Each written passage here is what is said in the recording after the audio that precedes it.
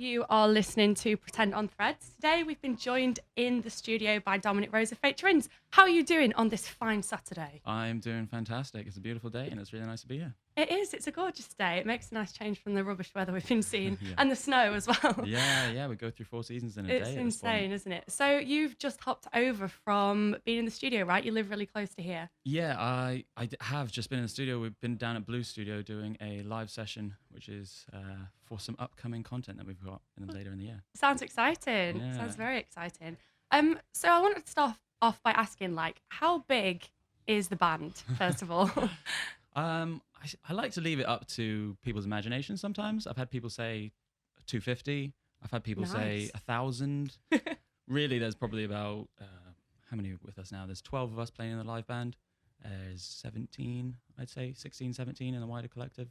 Wow. It's more of an art collective, I like to think, as opposed to a band, so it can be a bit hard to distinguish those lines. Yeah, that's cool. Blurred lines, as Robin Yeah, Thicke would say. As he would say, were he here. So at the moment, I feel like so many people are like doing solo projects, just releasing stuff by themselves. What was it that kind of made you want to create such a big collective? Because I guess it kind of goes against the grain of what's kind of going on at the moment. Yeah, sure. Well, I think there's so much more strength in the community of people working together. I obviously, much like a lot of other musicians, have played as a solo artist. I've worked in bands where I've been running everything and it's been maybe 4 of us. You start to realize after a while that everyone's voice is so important. And the more you can get together and the more you can have it be a liberated space of community, I think there's something magical about that, instead of just having the same 4 sounds and the same 4 people all the time. Not to disparage all those bands that are a bit smaller, but I think there's definitely a shift, it seems like, in a lot of groups around London. I've seen bigger bands. I've seen 2 small bands coming together to form bigger bands. I think there's some people are understanding that there's a lot of merit in working together. 100%. I think the more creative people you're around, the more creative you get yourself, right? Because there's more people to learn from. Exactly. Yeah. And the other thing I wanted to ask was kind of about the collective. Like, I feel like the clarinet is like a real like driving force through your music, I'm glad which you is picked up kind on of that. it's kind of unusual. Like, what was it that made you want to kind of hero that instrument? The performer herself, Amy Wilson, she's incredibly talented. And actually, truthfully, the way we've worked as a collective, it's been people who can play, come and join, and we work and compose space around them. When she joined, it was so evident that it was like a massive step up in our sound, our approach. She became a really good songwriting partner to me, a really good friend as well. And she is, in some ways, she's actually the one who's running the live session back while I'm up here. She's, become a very big component to the composition. And speaking about composition, like obviously, like I say, there's so many of you. How do you kind of go about that process of creating a track? A lot of the time, well, I do write the material and then we bring it to the room and then we'll workshop, because, I mean, what I write in my bedroom or what I write in my mind or just on my piano doesn't always work in the space. And although I can play rhythm, I can play drums, I don't perform drums. So our drummer is also amazing, George Traylon. Shout out to him too. He can conceptualize the beats in a much different way. So we start with these basic rhythms, and then I play the bass. That's my main instrument. So the songs are composed from that originally. And then it is this idea of everybody having an idea. So we bring it to the space and push some ideas around, push the concepts around, throw everything at the wall. Whatever doesn't stick, we just put in the bin. Love that. I love that. What a great way to go about things. So your single Evergreen came out yesterday, which is very exciting. We're loving it here at Pretend. Just wondered if you could tell us about it, basically. Sure. Well, this song is actually a song that I composed with Amy, our clarinet player. We wrote it probably just before the pandemic. So it would have been about last March. It was originally conceived as a song for a much punkier set. We were trying to emulate this James Chance and the Contortions sound. It's like free jazz kind of thing. And it slowly morphed into, over the period of the pandemic, it morphed into this ballad, this very introspective, self-reflective look at, the way I've described it is it's a story of stories. The lyrics are possibly obtuse sometimes, but I think if you sit down and listen to it, the reflection is supposed to be the lies we tell ourselves in our youth are sometimes things we cling on far too much to as we grow old, and letting them go, understanding your past self, your future self, understanding who you are, where you are, that's so much more freeing. It's it's contemplative, to say the least, and maybe a bit verbose. Love that. It was very eloquently put. Well, without further ado, Thanks. let's have a listen to Evergreen by Fake Turins. That was the PVA edit of Goat Girl's Sad Cowboy. We are in the studio with Dominic of Fake Turins.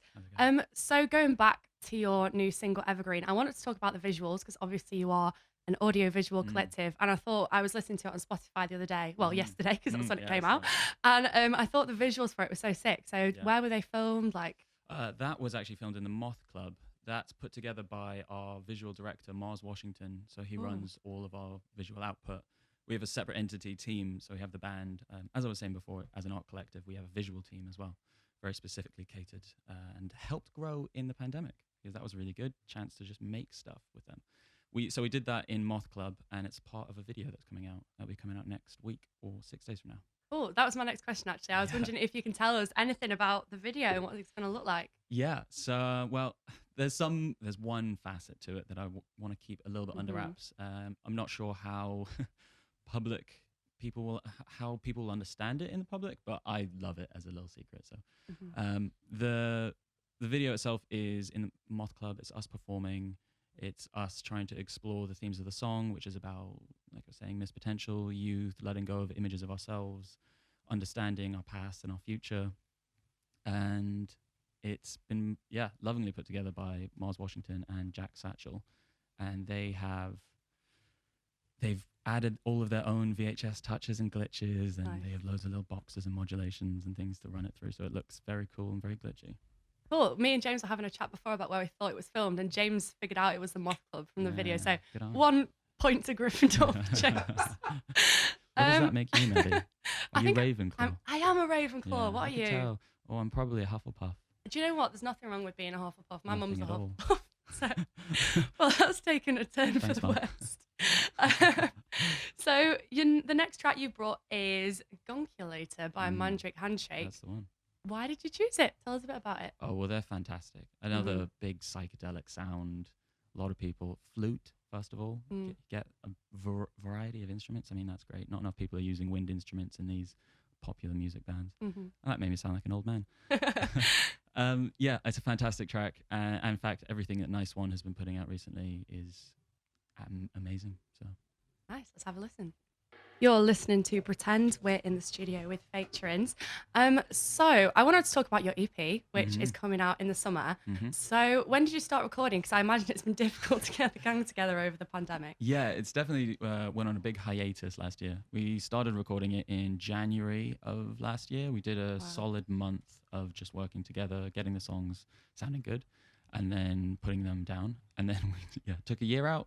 Started recording a lot of the stuff at the end of last year, and then finished it up at the beginning of this year. And honestly, we spent so long with it at like 70% done that by the time we went into the final stages at the beginning of this year, I was like, oh, I forgot that we'd finished this EP.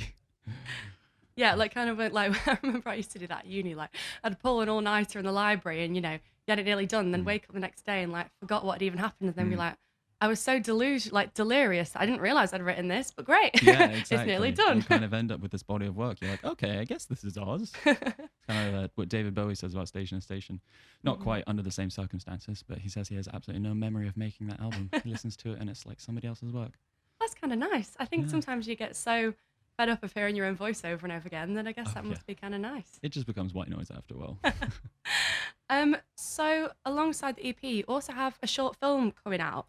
Yeah, we do. Well, this is another project for the visual team. We haven't developed it yet, but it's still in production, and we're going to put it out together. It'll be encapsulating a lot of the themes, a lot of the visual identities that we've developed over the past year and a half, and they should be a good marriage so that it comes with this 25-30 minute product that you can sit through and watch and not just have to listen to.